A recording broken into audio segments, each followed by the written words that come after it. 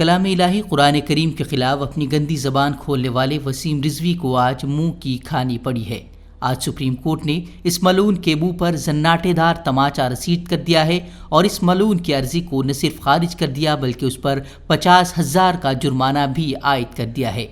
دراصل وسیم رضوی نے کچھ مدت قبل سپریم کورٹ میں عرضی داخل کی تھی اور قرآن مجید کی 26 آیات کو ہٹانے کی مانگ کی تھی، اور وہیں پر اس طرح کی 26 آیتیں ایسی دیکھنے کو ملتی ہیں جو اس کے وپریت ہیں۔ ملعون وسیم نے قرآن کی ان آیات سے انتہا پسندی کو فروغ ملنے کی بات کہی تھی، جس کے بعد ملک ہندوستان سمیت دنیا بھر کے مسلمانوں نے اس پر شدید رد عمل کا اظہار کیا تھا۔ سپریم کورٹ میں اس کی جانب سے پیٹیشن داخل کرنے کے بعد سے ہندوستان کے مختلف شہروں میں اس کے خلاف FIR درج کی جا چکی ہیں اور مسلمانوں کے مذہبی جذبات مجروح کرنے کی دلیل دیتے ہوئے اس کے خلاف سخت سے سخت کارروائی کا مطالبہ بھی کیا جا چکا ہے۔ اس کی اس چال انگیزی کے بعد وسیم رضوی کو شیعہ علماء دین نے جہاں شیعہ مسلک سے باہر قرار دیا بلکہ خود ان کے گھر والوں نے بھی اس سے قطع تعلقی کا اعلان کر دیا۔ نہ میری ماں کا ہے، نہ میرے بھائی کا ہے، نہ میری بہن کا، کسی کا کوئی تعلق نہیں ہے ان سے۔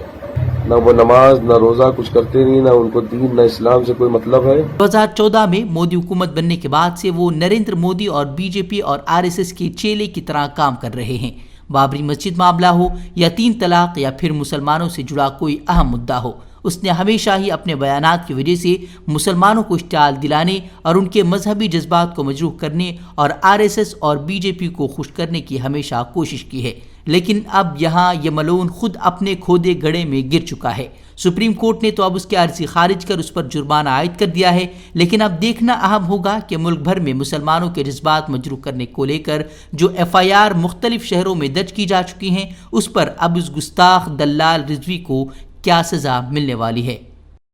ہم سے جڑے رہنے کے لیے ہمارے چینل فکر و خبر TV کو سبسکرائب کریں، ویڈیو کو لائک اور شیئر کریں۔ مزید خبروں کے لیے لاگ ان کریں فکروخبر.com۔